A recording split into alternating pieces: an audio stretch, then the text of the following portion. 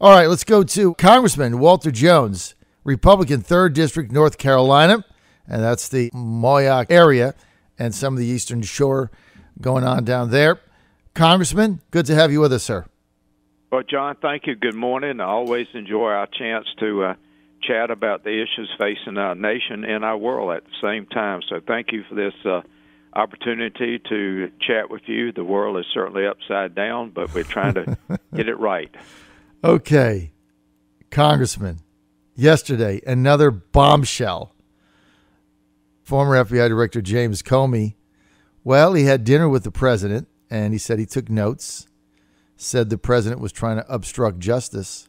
This was on February 14th, so Valentine's Day. 3 months later, these emerge, yet he said nothing about it the day after it happened. And by the way, it took him a week after he got fired to find them. Congressman Jones, what do you put on this whole thing? What do you make of it, sir? Well, John, I have been very outspoken of saying that we need an independent commission or an independent group of leaders of America, not from within the Congress, but outside of the Congress, to have an opportunity to get the truth out for the American people. And the reason I was here during 9/11, I saw the 9/11 commission. It was Tom Kean from that's right, former New governor Jersey. of New Jersey, Don Layman, former Secretary of Navy, just so many, Lee Hamilton from Indiana, former member of Congress. This could, if they could just get beyond the politics, put it in the hands of good, strong Americans who want to get to the truth as a commission, then we could get this thing resolved probably in a matter of 10 months, and the people would know the truth. The way this thing is going, your point about Mr. Comey and this information, I agree with you. Why in the world didn't he report that right after it happened, if it happened?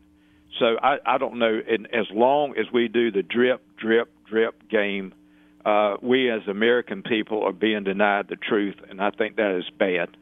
When you say we're being denied the truth, Congressman Walter Jones, be specific here. Well, I think the truth needs to be either the Russians were involved, and the truth would be no, they were not involved. But the political games that we're playing right now in Washington, I think, is unfair to the American people. Let's go ahead and put together a commission made up of men and women of integrity. Let's give them the ability, as they did with 9/11, to find the truth. This thing of leaking out a memo from this side or that side, it just is not good for this country. We've got so many major issues facing our country. I talked yesterday to Admiral Fowler, who is the top assistant to General Mattis, now the Secretary of Defense, about what we're going to do about Afghanistan. I told him yesterday by telephone, I said, Admiral, we don't need to increase the number of our troops in Afghanistan. We need to start bringing the troops home, and let's do what is right for the military, and let's do what's right for America.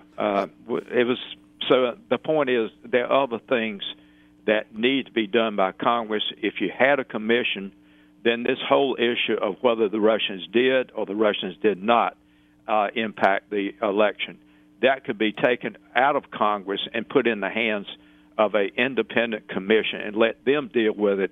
And let's, as Congress, go back to do what is in the best interest of the American people as it relates to policy. And that, to me, is what justifies an independent commission. Congressman Walter Jones, what would that do to the congressional hearings that are going on, the investigations, the Mark Warner, Richard Burr Senate investigation, the Adam Schiff, I guess whoever the now Republican is heading up that after the committee chairman recused himself? What would those committees then go away, and would the whole thing get turned over to a special prosecutor, or would we have 3 investigations going on simultaneously? I think what they would do is start to downsize. I mean, I understand from a friend of mine who was on the Watergate, Sam Ervin's committee, the former Secretary of State of North Carolina, Rufus Edmondson, that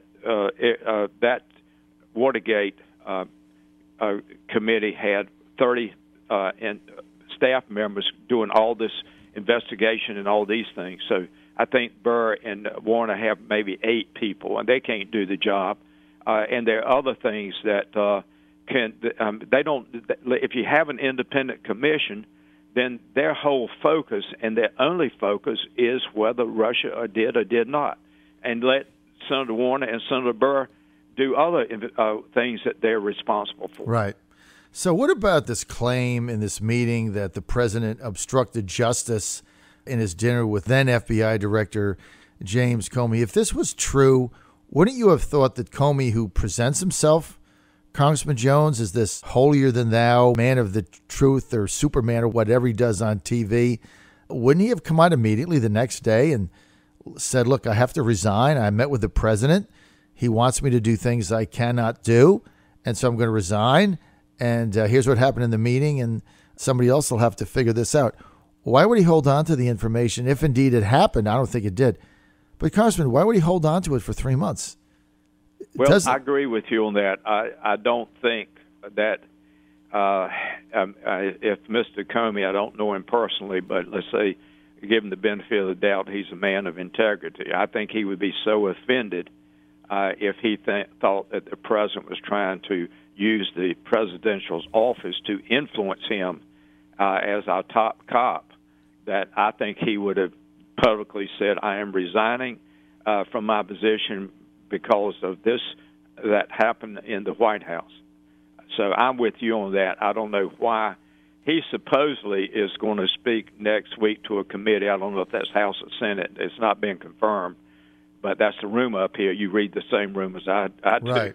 But no, I think that if he felt that he was being coerced by the statement, then I think he would have gone public almost immediately. I agree with you on that. Well, yeah, because otherwise it's J. Edgar Hoover-esque, because if he had the information and didn't release it at the time it occurred and he kept it, what did he keep it for? Well, leverage or blackmail, right? I mean, that's the only reason to keep it, or you're writing a memoir. But then if you're writing a memoir, you wouldn't release it now. You would put it in your memoirs. So the whole thing doesn't make any sense to me, Congressman. And I think the American people are getting a little sick and tired of this shenanigans that goes on up there every single day, day after day. That's why the drip needs to be put into an independent commission. Well, you know what? I really believe it. I was for it, and then I questioned it. But then every time I get you back on the air, I'm like saying to myself, Walter Jones is right. Congressman, a little bit encouraging news. McMaster makes a recommendation, General McMaster, to the president to dramatically increase our troop involvement in Afghanistan, essentially relaunching another war. That's basically for the amount of people he called. But the president not acting on it. Have you got any indication?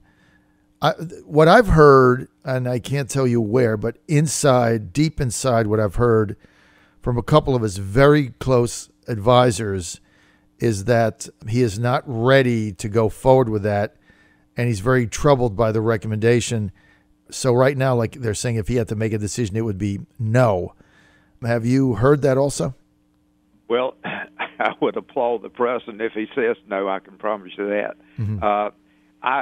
I think the information you have is the answer is yes. They have not made a decision, and I think that President Trump, along with Secretary Mattis and the other advisors, I think they're really trying to analyze what can we accomplish in Afghanistan after 16 years and nothing's been accomplished. Mm-hmm. So I think, and I hope the president is. I will applaud him, and if he says we're not going to increase the troops, I will issue a public statement and thank him on behalf of our military. I have heard that he's very reluctant to reengage military forces beyond the current status in Afghanistan, and that he's not on the same page on this with General McMaster. So, but, you know, they can be very persuasive. You know how the neocons are. They're relentless. They keep coming at you, and they'll get all kinds of intel, and they'll show them satellite photos and maps, and they'll come in there and spread them out on the table. This is how they get us to reengage. So hopefully he can resist that. Congressman. Too. We'll see what plays out. Okay, all this talk about all these scandals, nothing's being done on the legislative front that anybody can see. What's on the agenda here? What's up next? Well, we are doing committees are meeting. That's probably the most important thing. All the committees are meeting on a regular basis. As far as any meaningful legislation since the health care bill passed 2 weeks ago, that's now over in the Senate. And I think that we are probably, it's kind of, that's again why I want the independent commission, so we can get back to work and stop dealing with this issue of the Russians or not the Russians, and get back to work, because I think we are letting the legislative business of the American people drag. I really do. I agree with you totally. I think right now the word is that they are the Ways and Means Committee is working on some tax bill, and of course they don't know, how much of a tax bill it's going to be because of the money situation. That again is why I would like to see the commission let them take the responsibility of finding the truth out, and there would be people again like they did with 9/11, who the American people would know and respect and trust, and that to me is so important at this particular time. Congressman Walter Jones, the president's tax reform package does not cost out off the bat. And what they're saying is, look, this is going to have such a dramatic impact on catalyzing economic growth that if we can grow from 1% now or 0.75% to 3, 3.5%, 4, or 5%, that the revenues that come in are going to be such that will actually bring the deficit down even after all the tax cuts are in there. So that's kind of the old Laffer curve. Reagan did that. Revenues did go up. The deficit went up because he was trying to outspend the Soviets and bankrupt them. John Kennedy did this in the 60s. Incoming revenues went up dramatically. But if you're a deficit hawk and you're looking at this thing in a static environment rather than dynamic, you're saying, well, tax rates go down, revenues go down, deficit goes up. Would you be in favor of going with this massive tax cut package, and then basically betting on the fact that revenues go up and the deficit goes down over time? John, I would give you an answer, but first I'd like to say I have to look at the bill itself as it is written, as it will be debated, as it would be voted on, and then look at the analysis as to the pluses and the minuses of whether this is good for our future of this country. And I'm with you on this. I'm very concerned about any tax relief bill of how it's going to be paid for, how long will it take to pay for itself, and once you pass that legislation, it's almost impossible to repeal it. Right. So what is the final package? Members of Congress will get that at the proper time. We have an opportunity to look at all the analysis, both pros and cons of the tax package, and that's how many of us will end up making our decision. All right, I'm with you. I'm concerned about the growing debt of our country, the deficit, and I think that the shock is on the way, coming our way very soon. You know, you cannot sustain a government with $20 trillion in debt. And as you know, interest rates have been held down artificially during the Obama years, and we don't even know where the equilibrium is. That's really this, as an economist, that's a scary thing. Janet Yellen is letting them rise a little bit at a time, but we don't really know what the market equilibrium is. And if interest rates go up 3%, I mean, it could bankrupt basically the United States. I mean, think about that, how scary that is. Yeah. So we've really got to stay focused on this. I know you had Noma Friends on your show recently, yes. And I think the lady has a wealth of information as to what could happen if we're not real careful. All right, we're out of time. I want to thank Congressman Walter Jones for being with us, as always, and sharing his insight. And he is calling unequivocally for an independent prosecutor to take over these investigations. And I don't know, you might be onto something. One hand, you just, I don't feel comfortable with that because I don't know where it's going to go. On the other hand, if you have no fear of the truth, then that's probably the best thing, because rather than have this thing dripping out day after day, I don't know, you might be onto something, Congressman. More information, jones.house.gov, jones.house.gov. Congressman Walter Jones, thanks for being with us, sir. Thank you, John. Have a great day.